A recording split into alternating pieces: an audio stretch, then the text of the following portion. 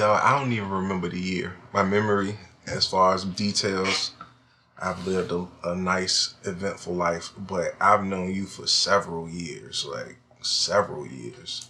Yeah. Like, yeah, forever for real. You'd have been to the crib for real. Yeah, we've known each other for quite some time. It's definitely good to see you, man. Yeah. Good to see you in, good health and, being able to smile. And we've been through a lot, man. Pandemic. Yeah. Eras of music. Yeah. Some artists were at the peak, then they disappeared. You were still here. New artists came about, rose up, disappeared. You were still here. Seen a lot of cycles, man. 15 years, man. It's been a long time. 15 years. Yep. So let's kind of take it back a little bit, man. I know 15 years can be quite a blur. What was the early days like for you? How early are we talking about? Like what? Because I have so many periods, man. So many periods of time. Well, let's kind of start. Jay Bray, the producer, engineer, the music genius, Okay, alright, so when was Jay Bray like on the grind, banging them beats out? We'll take it back to beatboxking.com. So when I was making beats, man, and like really getting them beats out there like that, man, like that's the passion, and then that was the energy to prove a point of like, yo, this is a competition. I'm trying to prove that I got beats. Everybody gonna hear that I got beats. And where were you at the time? I was at my mama crib. And this is yeah, like I was city? I was maybe like 19 years old. In South Norfolk, Chesapeake, Virginia. And yeah, I'm making beats and I'm uploading them to the internet using AOL dial-up. I pretty much created a website. Really? Yeah. Oh man. And that's what I was doing at that time. I mean, that was a very early time. I mean, it wasn't saturated like it is now. It wasn't any sites online like it for real. What inspired you to just say, "Hey, I'm going to get into beat making"? I think all right. So taking it to that, I say, man, growing up, my pops from Crestwood, my mom's from Norfolk, and that's a Chesapeake Norfolk collaboration that I just kind of tied in and thought about because I'm from Chesapeake, but Norfolk has embraced me for the last 15 years for real, and My pops always listen to jazz music. Like you go to the crib and you see nothing but CDs of jazz music that he just listened to. Like that was his zone. So for me, that's how I fell in love with music. Okay. What was some of the early technology that you produced? MTV Music Generator. So dog, me and Zeke. Zeke. Shout out to my man Zeke. Yeah. Listen, we used to go ham with them little SD card, them little chips. This dude, they figured out how to sample on there. I'm talking about we got drum kits and everything on the PlayStation 1, making beats. I'm talking about we booking studios out Virginia Beach. Well, me and my homeboys from out South Norfolk, we going to the studio in Virginia Beach. I got the order from Radio Shack, 50-foot RCA cables to run it from the lobby to the studio to get my beats off the PlayStation. But then dudes coming in there like, yo, you made those on the Triton. I'm like, I'm from South Norfolk. I can't afford no Triton. I ain't say that, but that's what I'm like. I was saving my money at the time for a Triton. So, man, this is interesting. On the PlayStation, wow. So, out the gate, would you consider yourself a hobbyist or a businessman? A businessman, I would say. And as far as hobby, it was never a hobby to me. It was like I understood that, like, at the end of the day, airplanes need gas to fly. So in order for you to take off in orbit, you have to put gas in it. It's an expense. It's just an expense. So it's just, if you want to grow, you got to learn how to consume and make money and produce at the same time. Produce, consume. So that's just what I figured out. Okay. And so, how long did the beat making last at Mom's crib? Honestly, man,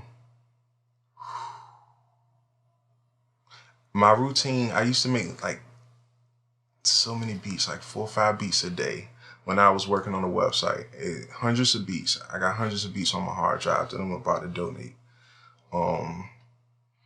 Like, yeah, this was, I probably stopped maybe like, I never stopped, bro. That would be a lie.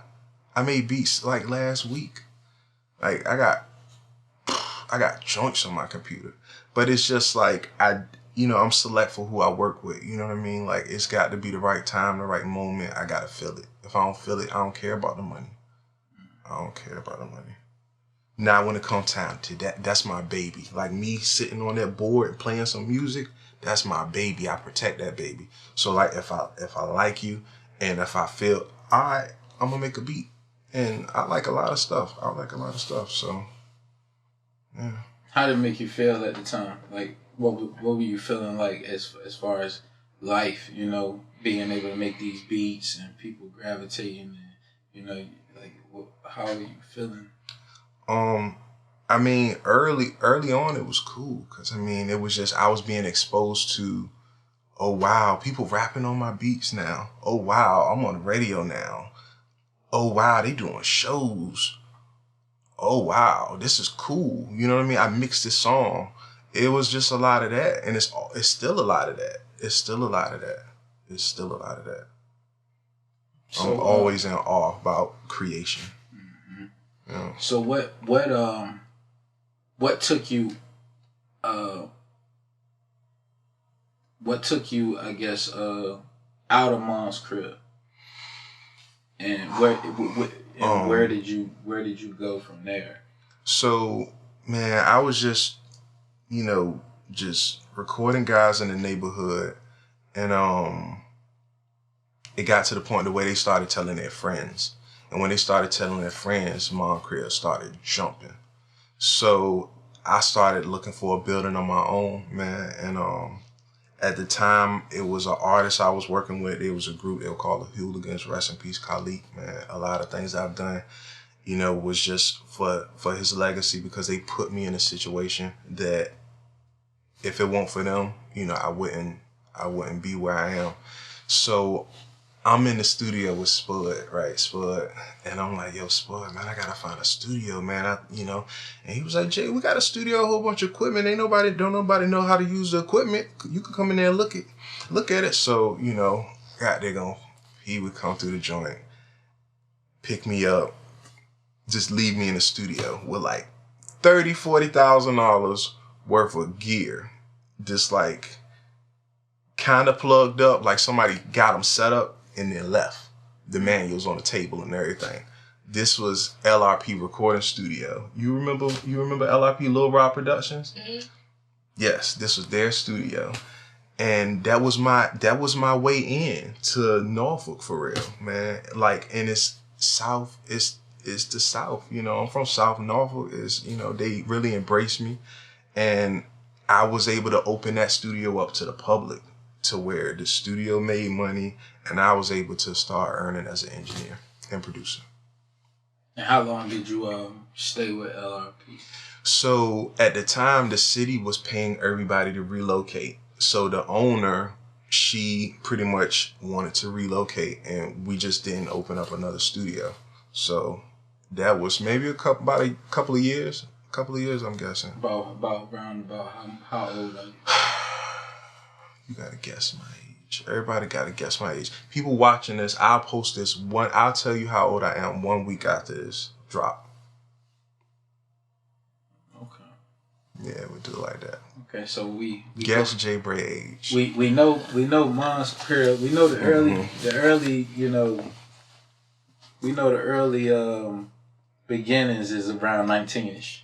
Yeah, well, when I started, I was 14 years old. Okay, 14. Yeah, I was 14. With the PlayStation and everything? Nah, this was Radio Shack microphone hanging from the ceiling, one tape deck recording the beat and the vocals, and then running the other tape deck and recording the ad-libs with the echo going through the daggone karaoke machine. Yo. Yeah, that's how we do. Yeah, man, I'm talking about 30, 40 deep in the bedroom. Like, this was that time, man. We making diss records. This part of South Norfolk versus this part. We was kids, though, and it was all innocent battle rapping, you know. But it was fun. It was fun. It was high school.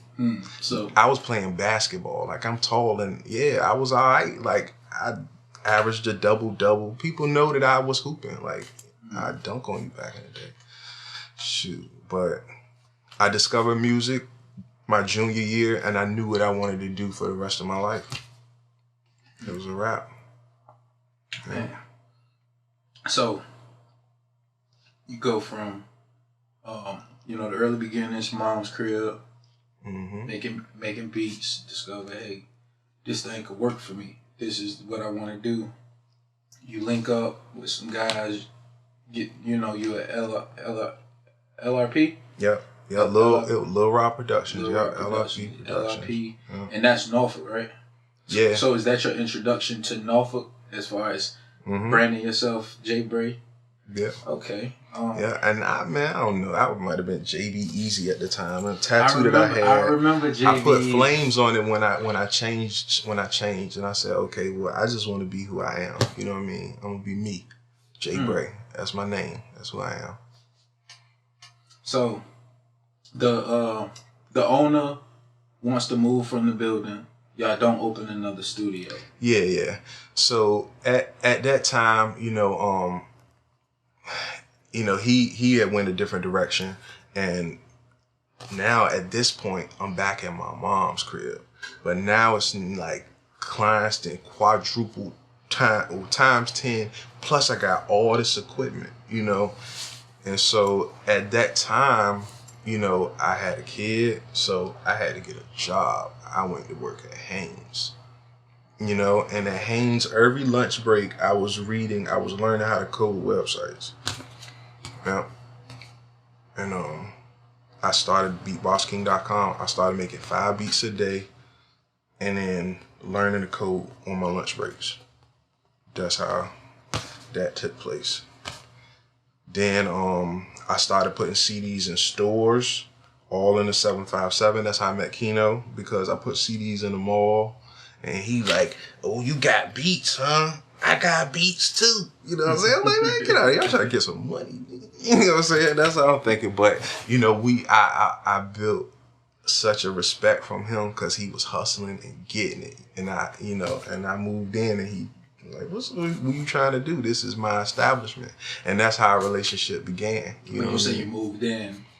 Because I was doing distribution deals myself with my beats. I would go to DJs, all the mixtape stores at the time, and say, listen, you could buy them wholesale or you could buy them consignment, And I went to all the joints and I was trying to get up and down the East Coast. The way I see it, I'm trying to sell like 10,000 beat CDs independently at $10 a wop. That's what I was trying to do. But then the RIAA hit with DJ Drama. The stores started closing all across the country. Yep. So I shifted online. Online, the marketplace got saturated, so sales started to go down. And I'm like, forget it. And at the time, Charlie Boy had already downloaded the beat, They had made I Look Good. That had just hit. And I'm like, all right, well, cool. You know what I'm saying? Good time to take the site down, so. So at this time, you already at Radio Ready. Yeah. I was at Radio Ready. The song probably hit, I want to say like '07. I was at Radio Ready at '05. Yeah. Yeah. Yeah. So how did you transition from out of mom's crib into Radio Ready? Oh, so first it was the studio in Princess Anne. Then it was the website beatbossking.com, which was instrumental downloads and just original beats. I was making my beats and selling them to everybody in the neighborhoods, everywhere. Everybody was rapping on my beats and I put tags on them. So then when I had everybody rapping on my beats, when I opened up the studio, I was collecting everybody's phone number. So I'm like, I got the studio now. The dude with the beats got the studio. First month, wham, whoo. I ain't never come back to Haynes. Never. Job abandonment. Just Never like came back. Never came back. Yep. And I've been rolling ever since, man. Just meeting great people and just going. So I remember Radio Ready, man. It was definitely, what was it, the old 103? Yep. Old 103 jams. Yeah, that was definitely a staple in Norfolk. And you know, like you said, Keno. I remember, recording with Keno there, and y'all had, Shout out to Mike D. Yeah, Mike D. Low C. Pro Lows. Neff. Man. My guy broadcaster out in LA with goddamn Akon. Like, it's been a lot of people over the years, man. It's been a lot of people. You had a lot of students, who went on to become teachers. Right. What I know you said you had the record with Charlie Boy, I Look Good. Yeah. Were there any other highlight moments while you were at Radio Ready? So many, man. So many. Like, man, like Sunny Digital has came through there. Rich the Kid. Like, Keno really had that studio on tilt. When it was his time to shine, man, listen, he turned that switch on. They was coming through there. We just couldn't talk about it because it was for safety of the celebrities. But they was coming through there, man. Like, Lex would just be hanging out, chilling on the couch. Sometimes not even making beats, you know what I mean? Like, during the tour time. So it was definitely, like, after hours, if somebody coming into town, it could go down, and it just had to be hush hush because we talking about people that's worth who knows what, and you put that on social media or take a picture right then and there, everybody knows Radio Ready, so they coming. So we had to be careful like that, for people's security. Mm-hmm. I know, like you mentioned, Keno, he had things on tilt. I remember buying some of his first beat CDs and whatnot. At one point, he left, and I think he went to like Japan or somewhere. World tour. He went overseas, and you started to like expand, and get into like media, and like you started having like media. Well, you had like 3 studios at one point, and then you started like getting into like the media and having other rooms with other type of. It sounds crazy when you say it. I mean, it's like, yeah, man. Like it was a big space to fill at the building, and like, man, it's so many talented people in the 757, and people coming with their gifts, and it's like, okay, you can do whatever. What were you trying to do at that time? Just create, bro. It's always been about creativity and like, oh, you got this talent. Here's what we know how to do, and let's polish it up and let's make it presentable. And now you can share it with your family, and your friends, and hopefully you can blow off of it or whatever you want to do. Yeah. Looking back on that moment, do you feel like what you had, the plans you had, do you feel like they were fulfilled? Yeah. Like, honestly, and it's so bittersweet, man, because this is the second time in my life that I've had a period like this. When I was a kid, when I realized that music was it for me, I had 2 dreams. Just 2. Produce a hit record and have my own studio. I did that when I was 27 years old.